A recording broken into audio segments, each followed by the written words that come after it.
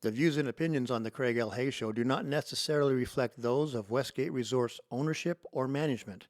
And now, on with the show. So we're back here at the Westgate Resort with Talbot Snow, and we're going to be talking a little bit more about studio work, our album, and all the. Oops. I just muted myself, didn't I? Hello, I just hello. muted myself. There I go. Now you're on. Whew. Woohoo! Reached over and hit the wrong button. This is all live. I don't edit. I don't do change. I don't fix anything. You guys get to hear the flaws and the mistakes and the good stuff. So, What you see is what you get and you ain't seen nothing yet. No. because we're only audio. Yeah. So we're going to talk a little bit. Well, anyway, we're talking about being at the Westgate Resort in Elvis Presley's dressing room here in the International Theater. And we're going to continue talking about some of the work that we've done in the past. We're going to take another cut today off of the album that we produced back in the early 90s and we released in 93 called Talbot Snow, Contrary to Popular Belief. And this is the album that changed the entire world. Yeah. The rest of the world bowed before us and said, "You guys are awesome. How do we become like you?" We Yeah. said, "You can't. You can't do that. You No, cannot you cannot be as good as us. We are the gods. of music." So, anyways, do you want to say anything about this track before I play it?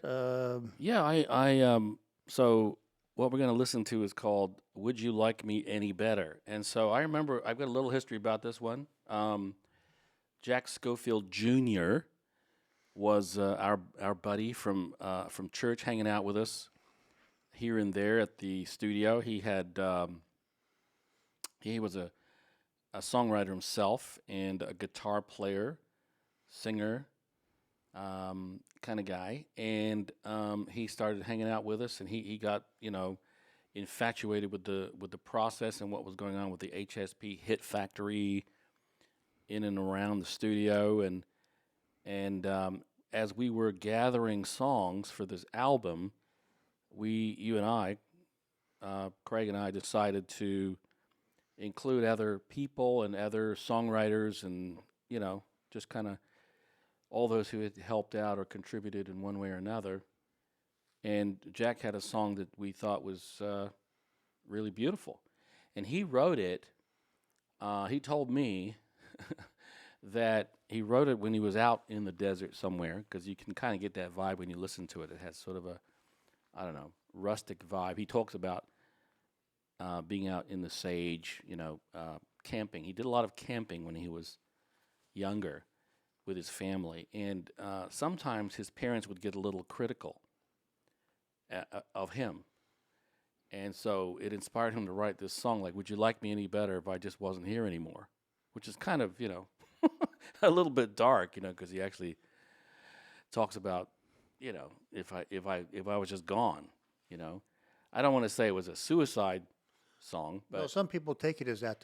A lot of people said, "Oh, you're talking about suicide." No, not really. We're just saying, "How would you like me? Would you like me being here, or would you like me not being here?" And, it's just yeah, he kind of, and I think everyone can relate to that. yeah, When you're growing up, your parents can sometimes be a little bit critical or a lot, and maybe they mean well, but they sometimes, and I've done the same thing as a parent. I've sometimes yeah. railed on my kids a bit It's too called much. being a parent.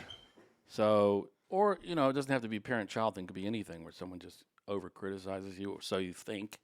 And it's like, well, fine, Would you like me any better if I just wasn't here? Yeah, If I was gone? and that's the whole point of the song. So, yeah, we'll listen to it, and then we'll talk about what it took.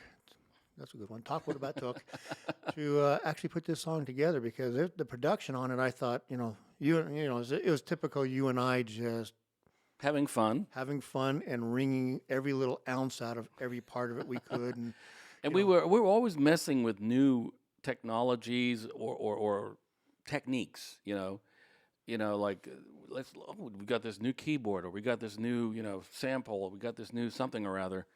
Let's throw it in, yeah, let's see what happens with it. Let's And build a song. The songs around it, and we were always pushing the envelope for us, like, let's try this, let's try that. Even this song, being a Jack Schofield song, was a totally different vibe from anything we'd ever done before. yeah, because you and I are more into the funk, R&B, and I like the rock and roll type stuff also.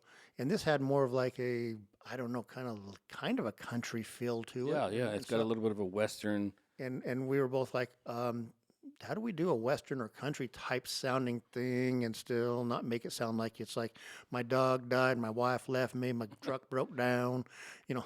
Yeah. And for me, vocally too, this was a whole new thing. Yeah, because Right. it's a very interesting song. So without any further ado, this is Would You Like Me Any Better by Jack Schofield Jr. And we're going to take a listen to it, then we'll talk about it. Ooh, I remember the charcoal and the fire and the smoke and the smell of mesquite. Yeah.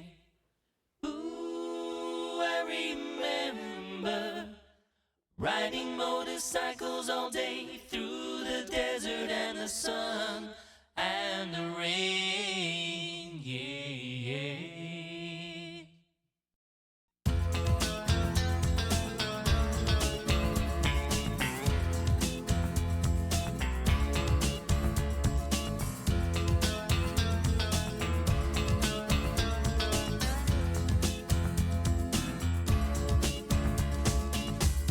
If I'm such a failure in your eyes, if you can find so much to criticize.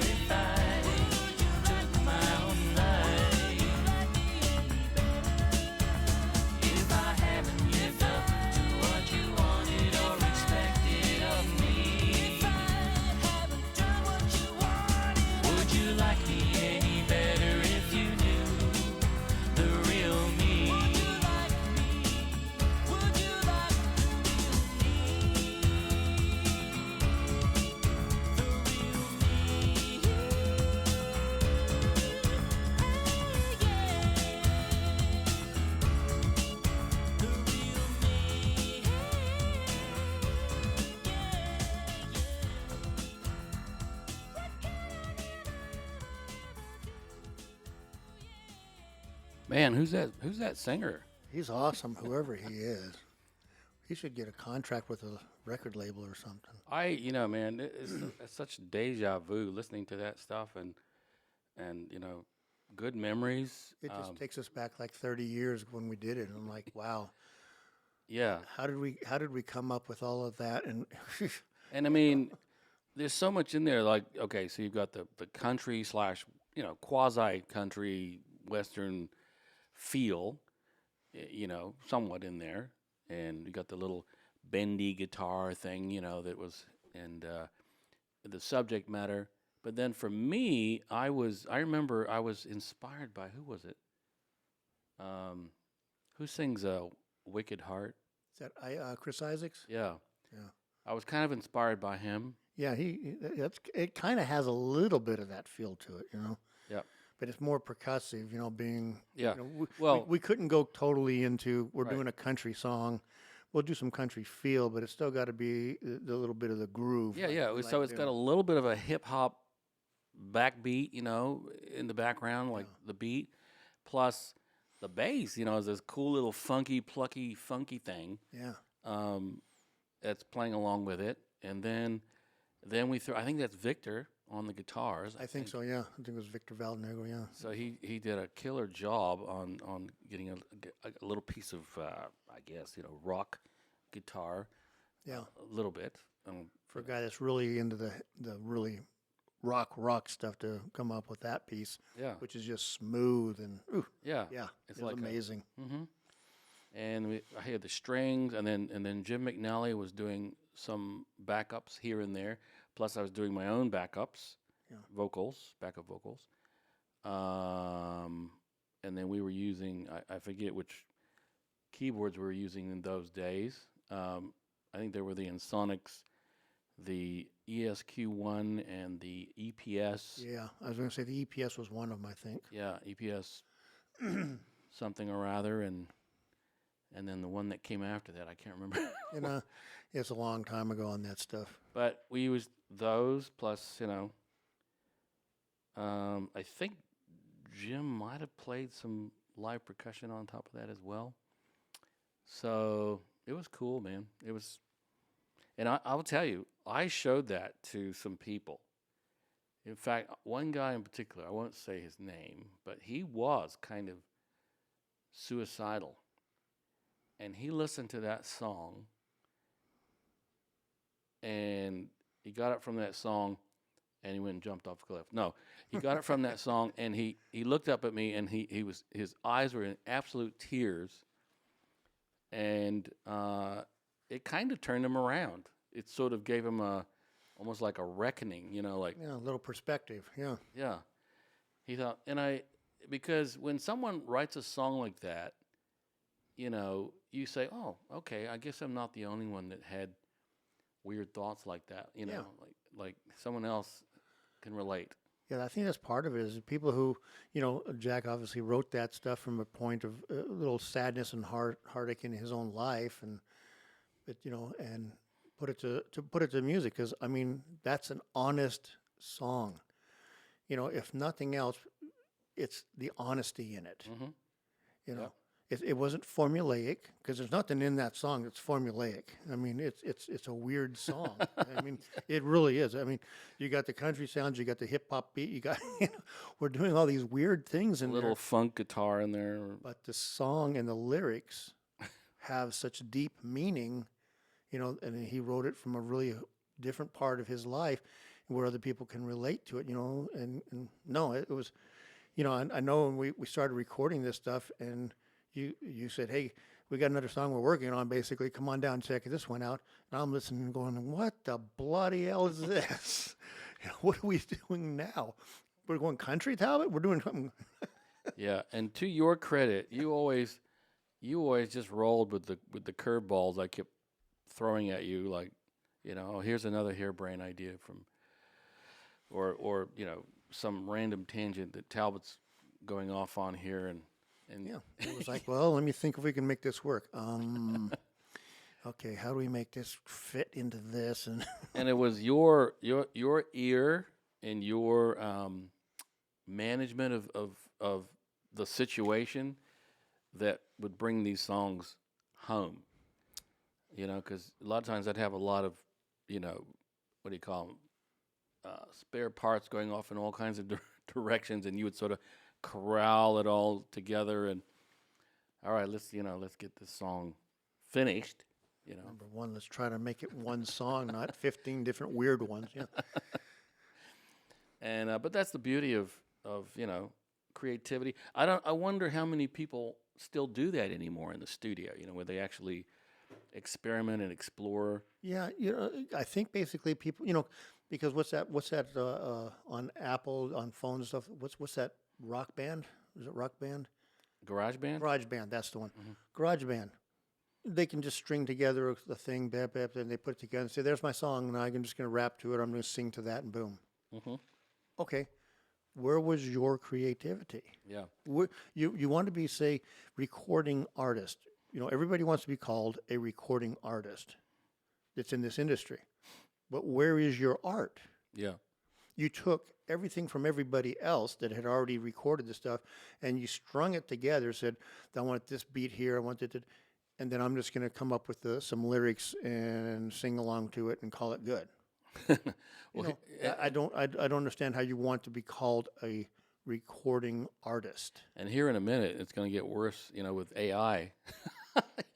Soon you'll be able to, I don't know if you remember when Jim McNally and I would be, I think you were a part of these conversations we'd have where we would say, okay, one day it's going to be where people literally come into the room, plug a cord into their sphincter, flex their rectum a couple times, and the computer will do everything else. And we were joking, we were being sarcastic. Yeah. But here we are. Yeah. So you want a real crappy song? Okay, I can do that song.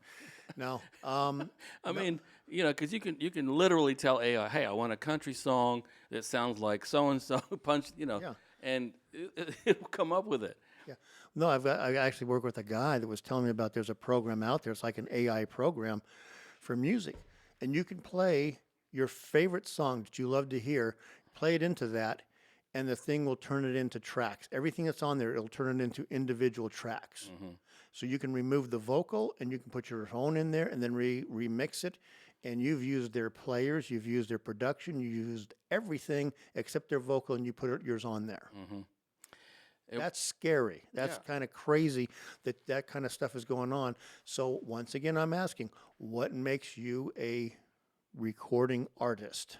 Yeah, it's a different kind of. I guess there's some creativity there. It's a different thing. It's certainly not like your classical musician. Yeah.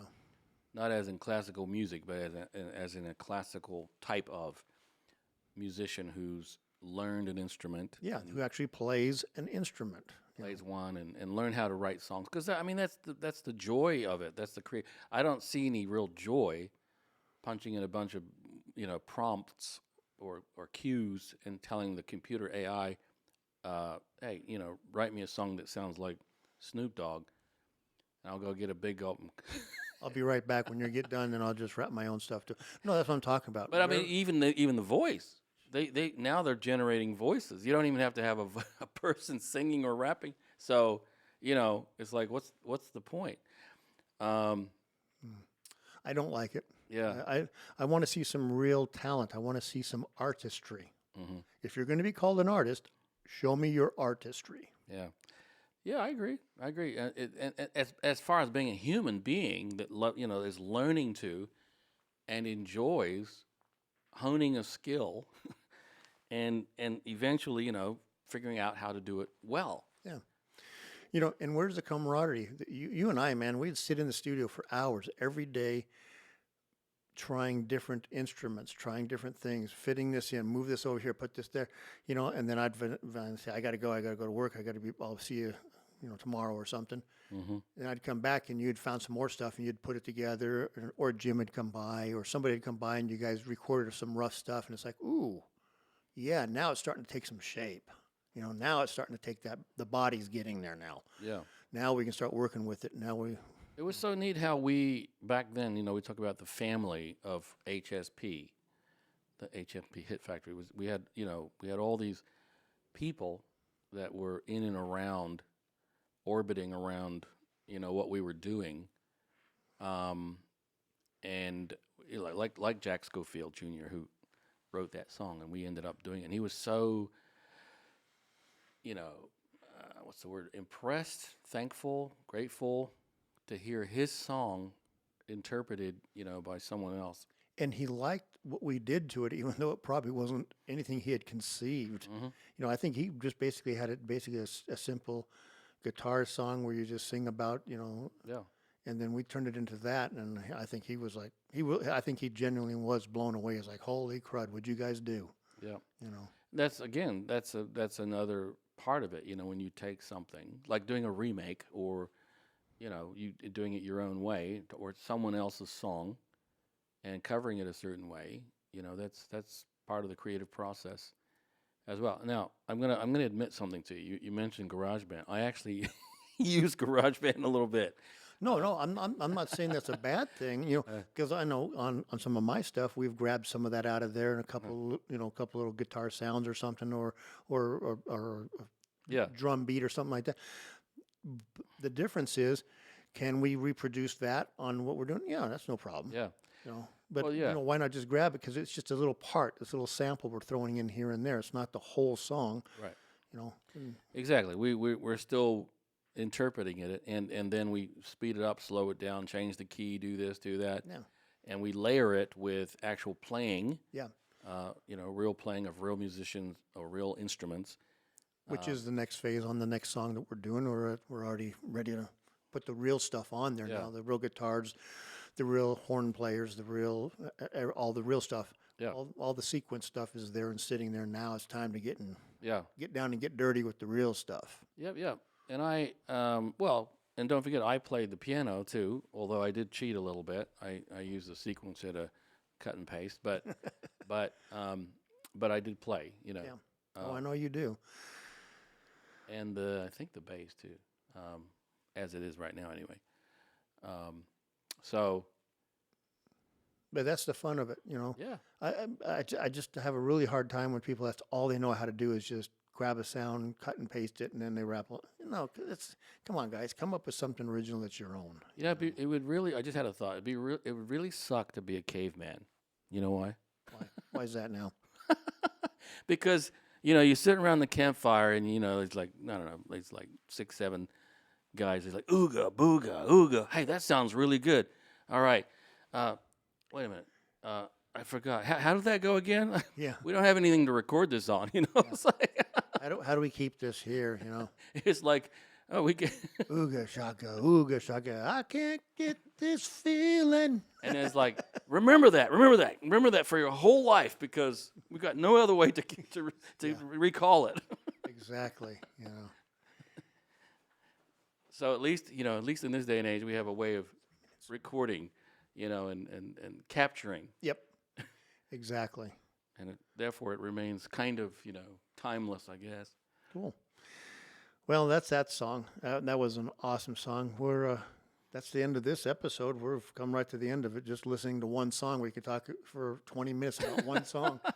But there's a lot involved in this stuff. As much as you talk about the stuff, how many days did we spend producing that song? Yeah, or it was- weeks, or whatever like that, and then getting to the point you just heard. It didn't just fly in the window and land on the tape machine. No. It was a grind. Everything we did was a grind, and And we didn't have much in the way of mentors. We had a couple of guys here or there that gave us some advice and some direction, but for the most part, we were kind of, forging ahead, stabbing in the dark, doing our best, trying to mimic the quality of songs we had heard on our favorite albums. and we figured it out. And we figured a big chunk of it out.